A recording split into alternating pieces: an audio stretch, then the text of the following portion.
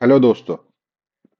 तो अगर आपको किसी कंपनी में लॉन्ग टर्म के लिए इन्वेस्ट करना हो तो उसमें आपको क्या क्या चीज चेक करनी पड़ेंगी, क्या क्या एनालिसिस करना पड़ेगा। कंपनी के फंडामेंटल एनालिसिस करने पड़ेंगे जिसमें कंपनी की बैलेंस शीट आएगी, प्रॉफिट एंड लॉस आएगा और कंपनी का मैनेजमेंट देखना पड़ेगा, कंपनी का फ्यूचर देखना पड़ेगा कि जिस फील्ड में काम कर रही है उसका फ्यूचर क्या है। तो उसमें कितना टाइम जाएगा और आपको कहाँ किस किस वेबसाइट पे, पहले तो ये चेक देखना पड़ेगा कि हमें ये जो डेटा है ये कहाँ कहाँ मिलेगा। पहले आपको ये सर्च करना पड़ेगा, फिर उसके बाद आप डेटा सर्च करोगे। लेकिन वो अगर हम एआई के थ्रू थोड़े से टाइम में अगर हो जाए तो कितना बढ़िया रहेगा। तो आज मैं वीडियो उसी के ऊपर लाया हूँ, किस तरह हम एआई का यूज करते हुए किसी कंपनी का पूरा analysis, A to Z analysis हम किस तरह कर सकते हैं। तो ये मैं यहाँ पे जेमिनी का यूज कर रहा हूँ, जिसमें मैंने प्रॉम्प्ट पहले से एक डाला हुआ है और स्टॉक जिसका हम एनालिसिस कर रहे हैं वो बीएसई स्टॉक है। तो इसका एनालिसिस स्टार्ट करते हैं। तो इसका ओवरऑल जो रेटिंग दी है वो 8 दी है आउट ऑफ 10, जो काफ़ी अच्छी है। क्योंकि कंपनी जो है, कंपनी का जो बिजनेस है वो एक तरह से मोनोपोली आप कह सकते हैं कि उसमें एक एनएसई हो गई और एक बीएसई हो गई, और जिसमें बीएसई का काफ़ी बड़ा इसमें शेयर रहता है इस मार्केट में। इसका मार्केट लीडरशिप देखेंगे तो 89% है, जो ऑलमोस्ट मोनोपोली है। 90% देखेंगे तो ऑलमोस्ट मोनोपोली है। तो इसमें हमारा बिजनेस एनालिसिस पूरा कर दिया एआई ने। अब कंपिटिटिव एडवांटेज कि किस तरह का एडवांटेज है, जब मोनोपोली है तो एडवांटेज तो रहेगा ही। और तो फिर इसके बाद फंडामेंटल आ जाता है। फंडामेंटल में हमारे प्रॉफिट, बैलेंस शीट वगैरह सब चीज़ आएगी। अगर आप इसका रेवेन्यू देखोगे तो 164% है, और सेल्स जो है वो 62% इंक्रीज है ईयर ऑन ईयर बेसिस पे। और वहीं मार्जिन जो है, मार्जिन 31% से 59% हो गया है। तो इसी वजह से फंडामेंटल का जो स्कोर दिया है वो 9 दिया है आउट ऑफ 10, जो काफ़ी अच्छा है। और अगर आरओई देखोगे आप, रिटर्न ऑन इक्विटी और रिटर्न ऑन कैपिटल एम्प्लॉयड, तो उसमें 34% और 44% है। वो जो ये जो है ये काफ़ी अच्छा है, क्योंकि हम 15% 20% को भी अच्छा मानते हैं। तो यहाँ तो 34 और 44% है। कंपनी में कोई डेप्ट नहीं है, कोई लोन नहीं है, कोई उधार नहीं है। तो ये पूरा एनालिसिस ने करके दे दिया हमें फंडामेंटल में। इसके बाद वैल्यूएशन है। वैल्यूएशन में उसने पी रेशो और पीवी रेशो चेक किया है कि वैल्यूएशन में 6.5 है, क्योंकि कंपनी जो है अभी थोड़ा ओवर वैल्यूड है, अंडर वैल्यूड नहीं है। इसके बाद सेक्टर एनालिसिस, सेक्टर का भी एनालिसिस कर लिया जी कि जिस फील्ड में काम करती है कंपनी वो किस तरह की सेक्टर है, और उसका फ्यूचर जो है वो किस तरह का है, उसमें ग्रोथ है या नहीं है। तो फ्यूचर जो है इसका काफ़ी अच्छा है, क्योंकि अगर ज़्यादा से ज़्यादा लोग इसमें इन्वेस्टमेंट करेंगे शेयर मार्केट में तो इसका ग्रोथ अपने आप आएगा। तो इसी वजह से स्कोर जो है वो 7.5 है। इसके बाद इसने रिस्क भी दी बताए हैं कि क्या क्या रिस्क हो सकते हैं। तो इसमें आप रिस्क, कंपनी का रिस्क भी पढ़ सकते हो। जैसे इसमें टैग एंड साइबर रिस्क है, तो ये इतना इशू नहीं होता है। अगर कंपनी ऑनलाइन काम कर रही है तो उसमें साइबर रिस्क तो रहेगा ही, क्योंकि सबके डेटा वहाँ पे स्टोर्ड रहते हैं ऑनलाइन, तो ये रिस्क तो दिखाएगा ही कि रिस्क रहेगा। रेगुलेटरी डिसरप्शन, यानी इसमें सेबी के अंडर रेगुलेट होती है कंपनी, तो जो जिस तरह के रूल बनाएंगी वही उसको, इसका इफेक्ट कंपनी की ग्रोथ पे भी दिखाई देगा। कॉर्पोरेट गवर्नेंस की कंपनी गवर्नमेंट जो है किस तरह इसको गवर्न करती है, सेबी के अंडर आती है, तो यही सब चीज़ें होती हैं। और फॉरवर्ड आउटलुक कि आने वाले टाइम में हमारा इस कंपनी का आउटलुक कैसा रहेगा, वो 8.5 है, जो काफ़ी अच्छा है। क्योंकि ग्रोथ हमारी, जो इंडिया की ग्रोथ है वो काफ़ी आने वाले टाइम में काफ़ी अच्छी है, स्टेबल रहेगी।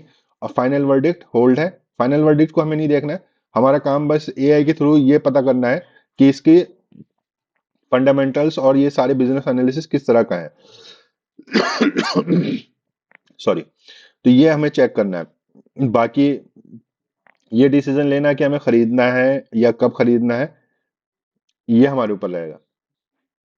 एनालिसिस जो हमारा एआई के थ्रू एनालिसिस करेंगे वो बस हम ये करेंगे कि हमें खरीदना है या नहीं खरीदना, कि ये कंपनी का जो एनालिसिस है, जो कंपनी की जो ग्रोथ है वो इस तरह कंपनी जो है इस लायक है कि इसमें लॉन्ग टर्म इन्वेस्टमेंट कर सकते हैं। ये हम एआई के थ्रू पता करेंगे। और कब खरीदना है ये हम अपना एनालिसिस करेंगे। तो हमें बस इतना पता करना है कि कंपनी, आप कह सकते हैं एक तरह से हमें फिल्टर आउट करना है कि एक अच्छी कंपनी और बुरी कंपनी में फिल्टर आउट करना है, या एक अच्छी कंपनी, एवरेज कंपनी और एक बुरी कंपनी को हमें फिल्टर आउट करना है, उसमें से हमें अच्छी कंपनी में इन्वेस्ट करना है। अब वो कब करना है वो हम अपने आप डिसाइड करेंगे, हम अपने एनालिसिस पे करेंगे। इसी तरह मैंने दूसरी कंपनी जो यस बैंक है उसका एनालिसिस करा है। तो मैंने एनालिसिस पहले से कर लिया क्योंकि मैं प्रो वर्जन यूज कर रहा हूँ, इसमें थोड़ा टाइम लगता है। तो अगर हम इसका ओवरऑल स्कोर देखेंगे वो 6.5 है, जो कि अच्छा नहीं है। अगर आप, हमने बीएससी का देखा, बीएससी का 8 था तो वो काफी अच्छा था, लेकिन इसका एनालिसिस इसका 6.5 है, वो इतना अच्छा नहीं है। वो इस वजह से, अगर आप इसके चार्ट भी देखोगे तो कितना फॉल आया है 2020 के बाद, क्योंकि ये एनपीएस वगैरह, लोन वगैरह, बैड डेब्ट जो थे, बैड लोन जो थे वो काफी दिए थे, उसी वजह से इसमें फॉल आया था। बिजनेस एनालिसिस जो है वो 7 है स्कोर। इसमें आप इसका देखोगे क्यों 7 स्कोर दिया है, क्योंकि 7 स्कोर ठीक है, अच्छा है, क्योंकि मैनेजमेंट जो है वो काम कर रहा है इसकी कंपनी को ग्रोथ के लिए, कंपनी की ग्रोथ के लिए मैनेजमेंट काम कर रहा है।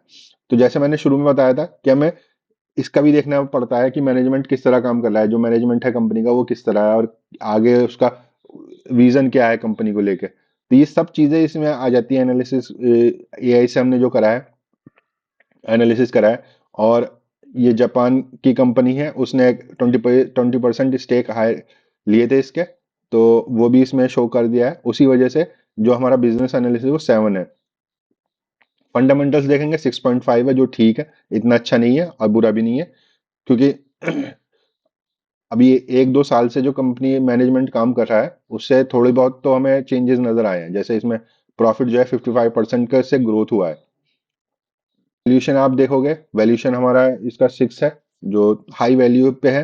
पीबी रेशो 1.38 है। पी रेशो नहीं देखा जाता, बैंकिंग जो सेक्टर होते हैं, बैंक के जो स्टॉक्स होते हैं उसमें पी रेशो को इतनी वेटेज नहीं आती है, पीबी रेशो ज्यादा चेक किया जाता है। तो 1.38 है, जो इसके पीयर्स के आप चेक करोगे तो वो थोड़ा हाई है।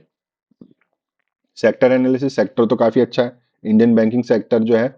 अब इंडिया की ग्रोथ होगी, अगर इंडिया की ग्रोथ होगी तो उसमें सबसे ज्यादा हाथ जो होगा वो बैंकिंग सेक्टर का होगा।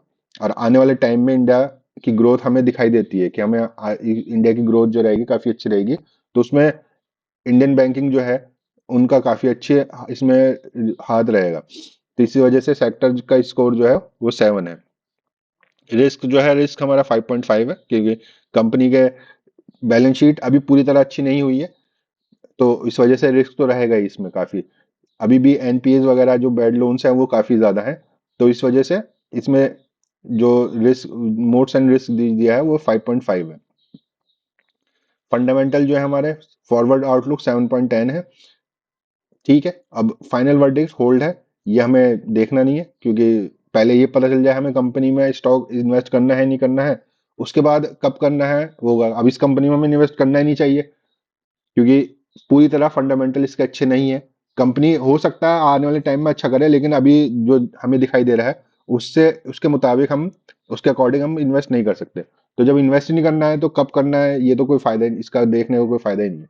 तो इस तरह आप किसी भी कंपनी का अपना एनालिसिस थोड़ी सी देर में कर सकते हो। तो ये प्रॉम्प्ट आपको मैं कमेंट बॉक्स में डाल दूंगा, उसमें से आप ले सकते हो। और फिर मुझे बताना आप कौन सी आपने कंपनी का एनालिसिस करा और किस तरह का आपको एनालिसिस वो दिखा। एआई कोई सा भी यूज कर सकते हो, मैं जैसे जेमिनी कर रहा हूँ आप भी कर सकते हो, चैट जीपीटी कर सकते हो, परप्लेक्सिटी कर सकते हो, कोई सा भी यूज कर सकते हो। थोड़ा बहुत डिफरेंट होगा, लेकिन ओवरऑल जो आएगा डेटा वो सही आएगा। तो आज के लिए इतना ही है, थैंक यू गाइज।